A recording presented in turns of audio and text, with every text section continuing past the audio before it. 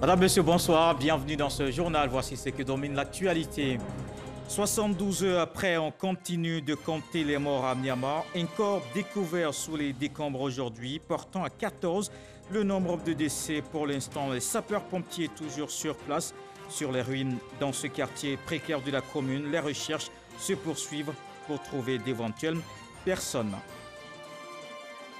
Puis à côté de cette saison des pluies qui causent des morts, il faut rester vigilant. La Covid-19 est aussi une menace. La pandémie n'est pas terminée. Les cas augmentent. 402 nouvelles contaminations enregistrées aujourd'hui. Nous sommes désormais à 7276, dont 2992 guéris. Présidentielle 2020 en Côte d'Ivoire, Henri Konan Bédié, candidat du PDCI RDA. L'ancien président accepte une demande de la direction de son parti. Il exhorte les représentants des structures et organes de sa formation politique à occuper le terrain. Nous suivons pour vous tous les jours les événements d'Anyama. Le bilan s'alourdit après la coulée de boue jeudi dernier. Aujourd'hui, un corps découvert portant à 14 le nombre de décès. 72 heures après, les recherches se poursuivent. Les sapeurs-pompiers toujours sur le site. Une fouille en présence d'Alexis Ouedraogo. Un autre corps, celui d'un petit garçon de moins de 10 ans. Étendu sur son matelas, il est recouvert de gravats. Il n'a pas survécu à la coulée de boue qui a endeuillé Anyama jeudi dernier. À notre arrivée, nous avons organisé une battue sur l'ensemble des sites ici. Et à l'issue de cette battue-là, nous avons repéré un endroit où il y avait une accumulation de mouches. Voilà. Et nous avons véritablement orienté toutes nos actions sur cet endroit précis et ça a porté ses fruits, nous avons découvert un corps. Il s'agissait d'un jeune homme de 10 ans environ. Un jeune homme de 10 ans environ. Et là, nous avons retiré ce corps aux environs de 9h45. 72 heures après le drame, les recherches se poursuivent. Les badauds, eux, ne perdent rien du tableau morbide. En cette période de pluie, la tâche de recherche est pénible pour les secours. Les engins s'embourbent, rendant les fouilles plus difficiles. Quand le ciel se fait clément, la brigade cynophile prend le contrôle des opérations. Les chiens fouillent les décombres pour flairer l'existence de vie humaine ou encore de corps dans les décombres. Chut! Nos chiens, à l'instar des chiens qui découvrent la drogue, nos chiens ont cette capacité-là de pouvoir détecter des hommes gisant sous des décombres. Donc depuis le bas âge, là, ces chiens sont formés à pouvoir retrouver des personnes qui ne seraient pas bien évidemment accessibles. Sur tous nos lieux de sinistres qui concernent les effondrements, les éboulements, ces chiens-là véritablement sont mis à l'épreuve et les résultats sont satisfaisants. Ce drame d'Anyama a fait pour l'heure 14 morts et plus de 600 déplacés. Les recherches se poursuivent pour retrouver d'autres corps. Et il faut faire vite car selon les secours, les chances de retrouver des survivants s'éteignent au fil des heures. Et cette saison des pluies qui n'est pas encore terminée, les populations invitées à quitter les sites à risque. De son côté, l'Office national du drainage veut éviter les inondations. Justement, l'ONAD procède au curage des caniveaux dans les quartiers, des ouvrages de passage des eaux aussi en construction. Herman Guivet. Cocody-Palmeraie, quartier Génie 2000, des travaux sont en cours. Ce barrage sur lequel nous sommes permet de pouvoir réguler les débits au niveau donc, du bassin versant, qui est appelé le bassin versant de la Palmeraie, de sorte à ce qu'au niveau de la rue Ministre, il puisse avoir une régulation des débits pour éviter les inondations. À l'issue des inondations de 2018, avec le poids de leurs conséquences désastreuses, les travaux ont été immédiatement engagés afin d'empêcher que le scénario ne se reproduise. Le directeur général de l'ONAD, accompagné de ses équipes techniques, visite ces sites répartis dans le district d'Abidjan pour s'assurer de l'évolution de ceux-ci. La rue Ministre, justement, nous y sommes. Les travaux d'élargissement du canal de drainage des eaux pluviales sont bien visibles. Aujourd'hui, avec la régulation du débit en amont, on a la maîtrise donc des eaux après la pluie, de sorte à ce que dans ce dallot-là, on puisse évacuer entièrement toutes les eaux qui seront évacuées le long de la rue Ministre. Et donc il n'y aura plus de débordement sur la rue Ministre et la voirie qui a subi, on peut dire, pas mal de conséquences liées au débordement sur la voie sera également stabilisée et tous les problèmes seront réglés définitivement au niveau de la rue Ministre. Le traitement de choc, arrêté pour éliminer ce mal pernicieux dont souffre depuis plusieurs années la rue Ministre, suit donc son cours. Même action à Alabra. Depuis le génie 2000, toutes les eaux arrivent à ce niveau, traversent le Mitterrand et vont au niveau d'Alabra. Souvenez-vous, il y a quelques années, ce quartier avait été submergé par les eaux. On n'a pas lésiné sur les moyens pour donner à l'eau son chemin. Les travaux qui ont eu lieu ici, il fallait réaliser un autre canal de 5 mètres de base, donc c'est ce qui a été fait. Ici, vous voyez les extensions de bâtiments donc, qui ont été démolies pour pouvoir donner de l'emprise à l'exécution des travaux. Prochaine étape de cette visite, le bassin tampon du lycée technique, au carrefour de l'Indénié. En amont, on a un certain nombre de barrages écréteurs, comme on a vu au Génie 2000, au nombre de 7, qui permettent de pouvoir régler le débit pour ne pas que le carrefour soit inondé pendant la pluie. Des travaux de curage également initiés dans ce quartier de la Riviera Golf. Ici, vous assistez aux entretiens qu'on fait de manière périodique. Toutes les eaux se déversent au niveau de la lagune. Cap sur l'aménagement d'une cuvette pour retenue d'eau à Abobo-Baoulé. Des travaux engagés pour lutter contre tout risque d'inondation dans plusieurs zones ciblées. Notre parcours ce matin est parti du barrage en amont de la rue Ministre, du Jorogobité. On vous a expliqué son fonctionnement jusqu'à la traversée de la rue Ministre et puis ensuite une traversée du boulevard Mitterrand jusqu'à Alabra et ensuite à l'exutoire du Golfe. Vous avez compris la question que nous sommes en train de résoudre là-bas. Vous avez également compris que le barrage a un taux d'avancement de 90%, qui reste les finitions. Et le barrage est en train de jouer également toute sa fonctionnalité de rétention d'eau. Nous avons au total près de 200 points critiques, on ne peut pas les visiter tous, qui font l'objet de suivi quotidien, d'entretien permanent, en particulier au cours de la saison des pluies. Pour la plupart, ces travaux sont réalisés, sont terminés. Et c'est pourquoi nos résultats sont presque satisfaisants actuellement, d'une manière générale. Prévenir les inondations, le ministère de la Salubrité urbaine et de l'assainissement en fait sa priorité. Des travaux achevés ou presque finalisés, la saison des pluies, elle, est loin d'être terminée. Et en plus des inondations sur les sites à risque, il y a aussi des habitants exposés aux dangers électriques. Plusieurs quartiers précaires situés sous les hautes tensions, les populations invitées à la prudence. C'est un message que lance la compagnie ivoirienne d'électricité. La CIE visite ces sites dans les différentes communes d'Abidjan. Et vous allez le voir, ce sont des personnes qui défient au quotidien la mort. Les Abidjanais face au péril électrique, un dossier de Jean-Luc Bambo. Parmi les dangers auxquels sont exposées les populations en période de pluie, les risques électriques figurent en bonne place. Ce danger devient encore plus important lorsque ces populations s'installent dans des zones de haute et moyenne tension. C'est en vue de prévenir le pire que la compagnie ivoirienne d'électricité a entrepris cette démarche de sensibilisation auprès des occupants de ces emprises dédiées aux installations électriques. Vous êtes conscient des risques qu'il y a là? Nous sommes à Cocody. Sous ces lignes de haute tension cohabitent ébénistes, mécaniciens et autres commerçants. Des foyers qu'on doit travailler, on n'a pratiquement pas de possibilité d'accès. Ça, c'est déjà nous-mêmes en termes de surveillance, c'est difficile. Seconde difficulté, si une ligne d'eau tombe actuellement, bon, avec tous ces hommes qui sont là, la probabilité qu'il y ait un accident grave est très élevée. Donc il est important que chacun puisse faire l'effort de quitter. Je crois que c'est un risque très sérieux parce que ça concerne la vie. Donc on va essayer de voir si on peut trouver un autre site. Comme cet ancien emplacement du célèbre bidonville Washington, la commune de Cocody abrite plusieurs autres sites où les populations côtoient la mort du fait de leur présence sur ces zones à risque électrique. On est en zone des pluies aussi, souvent il peut y avoir des décharges atmosphériques et donc dans l'écoulement des défauts à la terre, les personnes qui sont à proximité peuvent être aussi victimes d'accidents. Le constat de la dangereuse cohabitation entre population et risque électrique est plus édifiant ici à Yopougon-Sable. C'est dans cet étroit conduit que les agents de la compagnie ivoirienne d'électricité se faufilent pour accéder à une de leurs installations, le pylône d'une ligne de 90 000 volts, phagocyté par les habitations. Pourtant, c'est une distance de 15 mètres entre ce pylône et les habitations qu'il faut respecter. Normalement, en bas de ces poteaux-là, on ne doit pas être en bas C'est-à-dire quand tu es au milieu comme ça, là, on doit compter 15 mètres. Il n'y a personne ici, 15 mètres, il n'y a personne ici. Or, vous là, on ne peut même pas compter 1 mètre. Le risque d'électrocution mortelle ou d'incendie ici est maximal. Si la foudre tombe sur une cellule et qu'elle se retrouve à terre, bon, véritablement, tous ceux qui sont à c'est des victimes. Ce qu'ils ont dit là, c'est vrai même.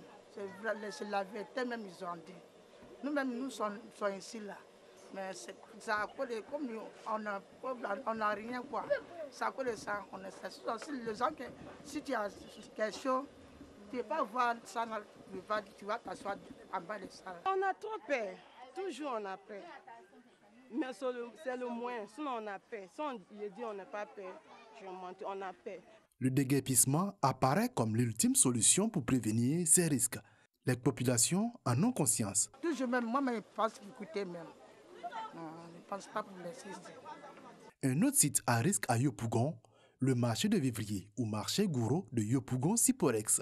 Installés sous ces lignes et poteaux électriques de 90 000 et 225 000 volts, les occupants se disent contraints d'y exercer.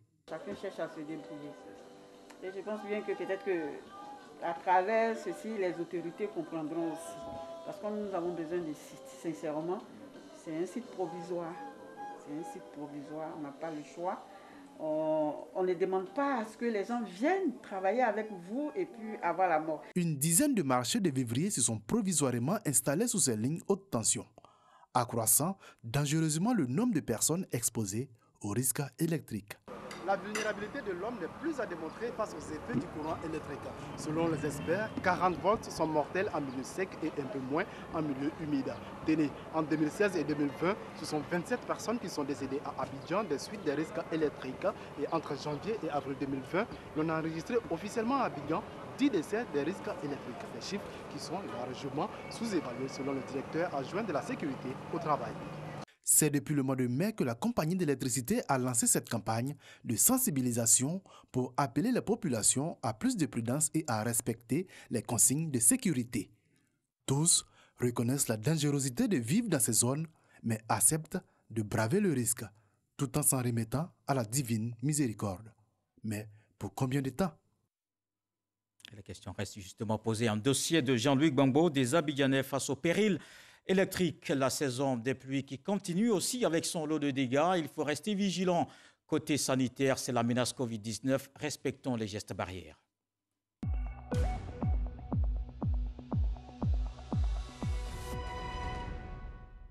La lutte continue contre la Covid-19 en Côte d'Ivoire. Il faut rester prudent. La pandémie n'est pas terminée.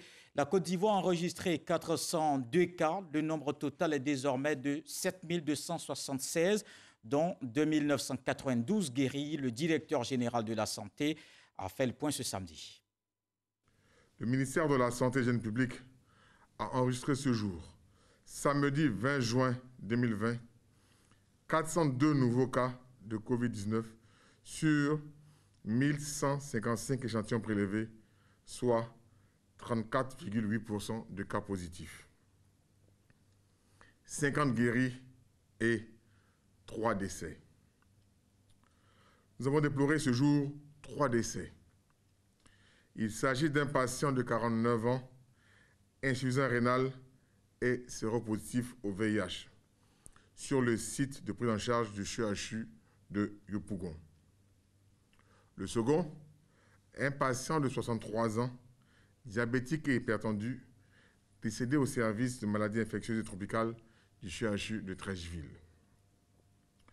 Le dernier patient, âgé de 45 ans, décédé dans un établissement sanitaire privé avec une obésité morbide. Le ministre de la Santé et de l'Hygiène publique présente ses condoléances aux familles éplorées. À la date du 20 juin 2020, la Côte d'Ivoire compte donc 7276 cas confirmés, dont 2992 personnes guéries, 52 décès et 4232 cas actifs. Le nombre total d'échantillons est de 44 230.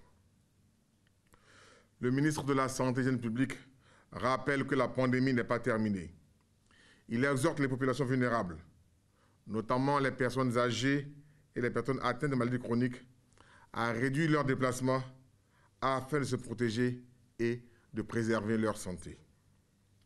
Le ministre de la Santé et de l'Hygiène publique en appelle donc à la discipline et au sens de la responsabilité de tous et de chacun. Si vous toussez avec de la fièvre, des difficultés respiratoires et une perte de goût et de l'odorat, n'hésitez pas à vous rendre dans un des centres d'accueil et de dépistage Covid-19 ou appeler les numéros gratuits suivants, le 101, le 119, le 125 et le 143. Des cas qui augmentent en Côte d'Ivoire et qui inquiètent le Premier ministre par intérim Ahmed Bakayoko, sur instruction du président de la République, a convoqué une réunion d'urgence ce samedi. Tous les ministères techniques, entre autres la santé, la sécurité et la communication, étaient présents. Chacun des acteurs de la riposte a fait des propositions en vue de stopper la propagation du virus en Côte d'Ivoire. Plusieurs solutions d'ordre sécuritaire et sanitaire ont été arrêtées. Elles seront transmises au chef de l'État en vue de prendre des mesures appropriées au cours de la prochaine réunion du Conseil national de sécurité. Et puis je vous donne aussi des chiffres de la pandémie sur le continent. D'abord en Afrique du Sud, 92 681 cas confirmés, 1877 décès, 52 211 cas confirmés, 2017 décès en Égypte. Au Nigeria, c'est 19 147 cas confirmés, 487 décès. Il y a au Ghana 13 203 cas confirmés, 70 décès. Et puis au Maroc, 9 839 cas confirmés, 213 décès. Dans le monde, on compte 8 733 136 cas confirmés et 461 675 décès.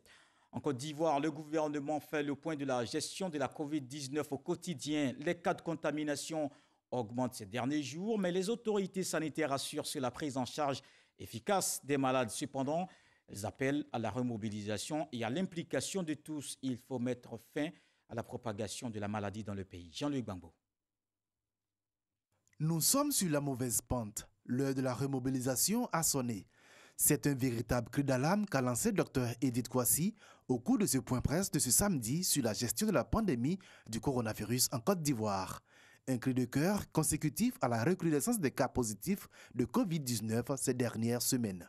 Ces données montrent le dynamisme de la circulation du virus qui est de plus en plus important, avec ces taux de plus en plus élevés de positivité à la Covid-19 ces 2 dernières semaines et qui se situe entre 17 et 41% des cas des échantillons analysés. Pour le Dr Kwasi, il est encore possible de changer le cours de la pandémie dans notre pays. Et le ministère de la Santé a pris la disposition pour cela. Le gouvernement, au moins 600 lits qui sont prévus. Le CHU de Yopougon, avec 110 lits, est prêt. HMA à Niamey, je pense que c'est quelques réglages à faire pour que ce soit disponible. Le dispositif se renforce. Pendant ce temps, le gouvernement a réquisitionné certains hôtels, dont Vitive et Ibis, pour les cas légers. Donc, le dernier point qu'a fait le ministre de la Santé, tous les lits ne sont pas occupés. Le ministère continue de rechercher les contacts des cas confirmés pour leur assurer un suivi médical. Depuis le 13 mars 2020, 4223 contacts ont été suivis et sortis du lot quand 418 autres ont été confirmés positifs. L'autre point important de ce point presse, la situation sécuritaire marquée par les contournements récurrents des postes de contrôle. Des individus épris de fraude s'adonneraient quotidiennement au contournement de nos postes de contrôle officiels qui sont sans cesse interpellés et refoulés par les forces de servitude. Des actes qui, selon le porte-parole de la police nationale, ont contribué au déplacement du virus dans plusieurs autres localités. Ainsi, ce sont 33 localités en dehors du Grand Abidjan qui sont désormais touchées par la pandémie. Et le gouvernement exprime aussi sa solidarité en cette période. Il y a un soutien aux personnes dont l'activité est impactée par la Covid-19. Ils sont au total plus de 700 personnes du secteur informel qui ont déjà bénéficié du fonds mis en place. Le monde de la culture n'est pas oublié. 18 acteurs de ce domaine ont reçu cette subvention non remboursable, un montant de 300 000 francs CFA. Patricia Omouetia. Ils sont musiciens, plasticiens, acteurs, sculpteurs, choristes et instrumentistes. Ils travaillent dans le secteur informel du monde de la culture, Ils reçoivent ce jour une subvention de 300 000 francs CFA du Fonds d'appui aux acteurs du secteur informel. Je viens d'apprendre aussi qu'il y a encore une suite de près de 1022 artistes qui vont bénéficier. Je pense que ça va nous permettre de vraiment respirer un coup et de pouvoir relancer aussi nos activités. Pour aider les acteurs du secteur informel dont les activités sont impactées par la crise liée à la Covid-19, le gouvernement ivoirien a mis en place le Fonds d'appui aux acteurs du secteur informel, doté de 100 milliards de francs CFA, dont 10 milliards de disponibles. Il s'agit de 655 000 acteurs du monde culturel qui ont été impactés par la Covid-19. Des acteurs, dans toute leur diversité, sont venus recevoir leur chèque d'un montant de 300 000 francs. Le fonds, il est réel. Vous venez de voir donc les acteurs. Nous attachons beaucoup d'importance donc à la transparence de ce processus qui doit être inclusif, qui doit s'adresser aux vrais acteurs. C'est pour cela que je continue de lancer un appel pour que tous ces petits malins qui essaient de biaiser ce processus en allant estorquer des ressources aux personnes en promettant de les inscrire sur des listes, ces personnes vont répondre devant la loi. Plus de 700 artistes ont déjà reçu leur subvention du fonds. Environ 1000 autres acteurs du monde de la culture vont recevoir 300 millions de francs CFA selon la ministre de la Culture. Pour bénéficier du fonds, il faut s'inscrire sur les sites www.faci.ci et dans les guichets emploi de l'agence Emploi Jeunes. L'actualité, c'est aussi le processus électoral qui est en cours en Côte d'Ivoire. L'Allemagne apporte une contribution de 328 millions de francs CFA à la Côte d'Ivoire, un appui financier qui s'inscrit dans la mise en œuvre du projet d'appui au cycle électoral, un montant pour accompagner la CEI vers des élections apaisées et démocratiques. Des détails avec Walter Amadou Ouattara. La République fédérale d'Allemagne tient à des élections crédibles, apaisées et démocratiques en Côte d'Ivoire. Pour traduire cette volonté en actes concrets, l'Allemagne apporte une contribution financière d'un montant de 328 millions de francs CFA destinés à l'organisation des futures élections dans le pays. Et on cherche aussi évidemment que tous les Ivoiriens se retrouvent dans les résultats de ce processus électoral, qu'ils considèrent que leur vote a été pris en compte, que tous les contendants avaient leur chance réelle et qu'ils peuvent après vivre avec les résultats en confiant dans les institutions. Le fonds est logé au programme des Nations Unies pour le développement PNUD. Cette institution est chargée de la mise en œuvre du projet d'appui au cycle électoral avec pour objectif principal d'accompagner la commission électorale indépendante CEI. Tous les pays où le gouvernement demande une assistance électorale au système des Nations Unies, c'est toujours le PNUD qui accompagne le processus, bien évidemment avec la contribution d'autres agences du système. Et donc, dans le cas de la Côte d'Ivoire, nous avons ce qu'on appelle un panier commun. En anglais, on dit un basket fund.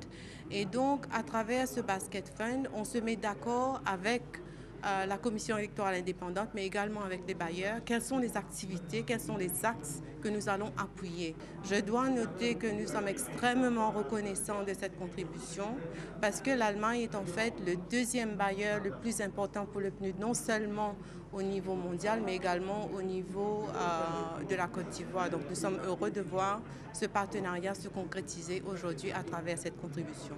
Le président de la commission électorale indépendante salue cette solidarité de la République fédérale d'Allemagne. Je suis un homme heureux parce que ces fonds vont permettre à la commission, en plus de ce que l'État lui donne suffisamment, pour réaliser bien entendu une élection transparente et crédible. Mais pour qu'il y ait élection, il faut qu'il y ait des électeurs. C'est pour cette raison que je profite de cette occasion d'inviter encore nos compatriotes à venir s'inscrire massivement sur la liste électorale à l'effet d'avoir la qualité d'électeur pour participer à l'élection le 31 octobre 2020. Le protocole d'appui financier a été signé le vendredi 19 juin 2020 par l'ambassadeur de la République fédérale d'Allemagne et par la représentante du programme des Nations Unies pour le développement PNUD en Côte d'Ivoire. Un processus des élections qui est en cours en Côte d'Ivoire. La révision de la liste électorale se poursuit jusqu'au 24 juin. Le RHDP assure le terrain. La ministre Nialé Kabar mobilise Abouna et l'appelle les populations à participer massivement à l'opération. La correspondance des Maniamiens. La coordination régionale du RHDP pour la région du Bounkani sur le terrain. Nialé Kabar et son équipe sont allés convaincre les jeunes majeurs et les personnes qui n'ont jamais figuré sur la liste électorale à se faire enrôler. Après Doropoe Teini, c'est à Bouna, le chef-lieu des régions, qu'elle a clôturé sa tournée. Au jour d'aujourd'hui, le certificat de nationalité suffit pour figurer sur la liste électorale. Donc l'objet de la mission, c'est d'abord de demander à nos structures d'accompagner et d'encadrer ceux qui n'ont pas de pièces pour qu'ils puissent se l'établir dans les délais impartis. Et surtout veiller à ce que les nouveaux majeurs qui ont établi ces papiers puissent aller s'inscrire sur les listes électorales. On l'a dit, on a beau soutenir le parti, si au jour des élections vous ne pouvez pas lui donner votre voix, on peut dire que c'est un soutien qui n'est pas très efficace. Mais nous avons bien sûr insisté pour que nos responsables, nos différents représentants fassent déjà encore plus que ce qui est déjà fait, qu'ils améliorent les résultats parce que nous avons l'intention d'avoir des résultats les meilleurs sur le plan national. Inciter les jeunes majeurs et les militants à se faire enrôler et aussi à se faire établir les pièces d'identité, mais pas seulement. Niali Kaba est également venu vendre le candidat du RHGP qui, selon elle, a le meilleur profil pour diriger la Côte d'Ivoire. Aujourd'hui, le président a souhaité passer la main et lui-même et le parti ont porté leur choix sur le Premier ministre Amadou Gon Coulibaly. Je pense que Bouna saura montrer au président Alassane Ouattara qu'il est d'accord avec ce choix en votant avec un score très honorable. Niali Kaba a mis en mission tous les délégués du RHGP afin qu'ils sillonnent à Moué Village pour poursuivre la promotion du RHGP, seul gage selon elle du développement de la Côte d'Ivoire. Et le Parti démocratique de Côte d'Ivoire se prépare également vers une candidature d'Henri Konan Bédié à l'élection présidentielle d'octobre 2020. La direction du PDCI-RDA demande à l'ancien chef d'État d'être candidat lors de la convention qui a lieu dans quelques jours, ce qu'accepte le président du parti. Il appelle les organes de la formation politique à investir le terrain. Michel Digré. Henri Konan Bédié, proposé par la direction du PDCI-RDA pour être candidat lors de la convention de désignation de celui qui défendra les couleurs de ce parti à la présidentielle prochaine. La nouvelle est tombée à la mi-journée. Ce samedi, les choses sont allées très vite au cours de cette réunion, mettant ainsi fin à plusieurs mois de suspense et de rumeurs. D'abord, c'est Jean-Louis Billon, cadre du parti, qui annonce son retrait de la course à la candidature pour la convention. La direction du parti fait la proposition à Henri Konan Bédié, qui par la suite donne son accord. Je suis à la fois surpris et heureux du contenu de vos messages me demandant d'être candidat à l'élection du candidat de notre parti à la présidentielle d'octobre 2020. Depuis octobre 2010, date de notre dernière participation à une élection présidentielle, nous voici à quelques mois de l'échéance présidentielle d'octobre prochain. Je réponds à votre attente tout en espérant que vous mobiliserez sur le terrain pour amener les membres statutaires de la Convention à m'assurer une victoire éclatante au soir du 26 juin prochain. Je compte sur vous également pour transmettre à l'ensemble de nos militantes et militants ma détermination et ma constante disponibilité à servir sans relâche le parti pour notre victoire à l'élection présidentielle prochaine. Un appel à candidature avait été lancé au sein du PDCI-RDA pour cette convention. Henri Konan Bédié est le premier candidat officiel déclaré. Les candidatures sont réceptionnées jusqu'au 24 juin à 10h. Et du côté du RHDP, c'est aussi la mobilisation. Ce parti appelle les populations à participer à la révision de la liste électorale. On va le voir avec Abou Sanogo. Dans la commune d'Abobo, le maire Ahmed Bakayoko sillonne tous les quartiers. Le premier magistrat de la commune d'Abobo, Ahmed Bakayoko, visite un centre d'enrôlement situé au sein du collège Marie-Rose de Lima à Abobo PK18, secteur Bois-Sec. C'est le centre qui bat le record à Abobo. Il y a combien de personnes? 59 hier. Ok, bon courage. Félicitations. Une opération lancée depuis le 10 juin et qui connaît un engouement certain. Elle se déroule ici dans le calme. Les populations se sont donc mobilisées. Leur objectif, s'inscrire sur la liste électorale. Ça me fait plaisir, ça me rend heureuse. Je suis vraiment fière, je suis vraiment contente. j'invite vraiment la jeunesse à se mobiliser, à venir se faire enrôler. Il faut que la jeunesse soit inscrite sur la liste électorale parce que la Côte d'Ivoire appartient à la jeunesse. Ahmed Bakayoko a expliqué la nécessité de l'opération d'enrôlement, puis a invité la population à y prendre part.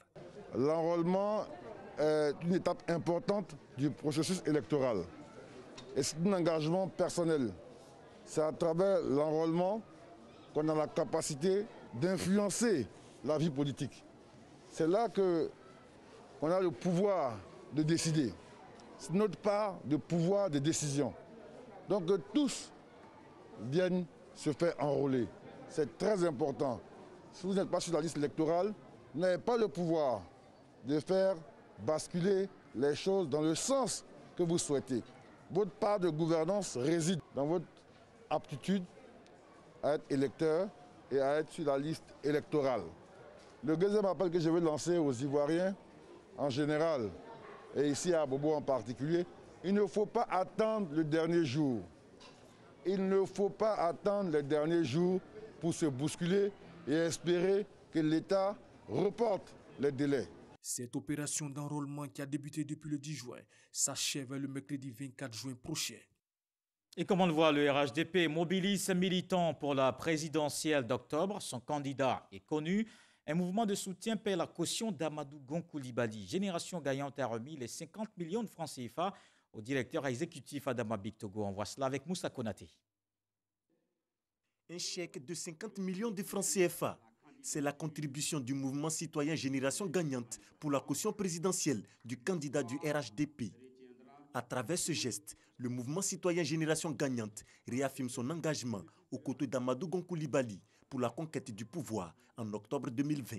GG, c'est un creuset de cadres bien formés et bien positionnés dans l'administration ivoirienne comme dans le secteur privé qui souhaite aider et accompagner le RHDP pour la victoire de son candidat. Nous avons contribué au paiement de la caution de notre candidat, certes, mais nous mettons à sa disposition 200 000 électeurs convaincus et qui sont prêts à le voter. En plus de ce montant, un gala sera organisé en vue de collecter des fonds pour soutenir la campagne du candidat du RHDP. Des initiatives bien accueillies par la direction exécutive du parti. Vous ne faites qu'exprimer l'ADN du RHDP, parce que le RHDP, c'est la génération gagnante. Comme le président Alassane Ouattara a été et demeure le ciment, il nous a aussi donné un autre ciment, un trait d'union entre les générations. Évidemment, c'est bien Amadou Gon Coulibaly. Il est donc pour nous tous une boussole. Je voudrais vous assurer et vous rassurer que depuis le jour où vous avez décidé de vous engager pour Amadou Gon Coulibaly, vous pouvez être rassuré que ne vous êtes jamais trompé. Le mouvement citoyen Génération Gagnante entend s'investir pleinement dans tout le processus électoral, notamment l'opération d'inscription sur la liste électorale en cours actuellement. Et voilà qui met un terme à ce journal. Merci de l'avoir suivi. Je vous retrouve demain avec beaucoup de plaisir. Prenez soin de vous. Bonsoir.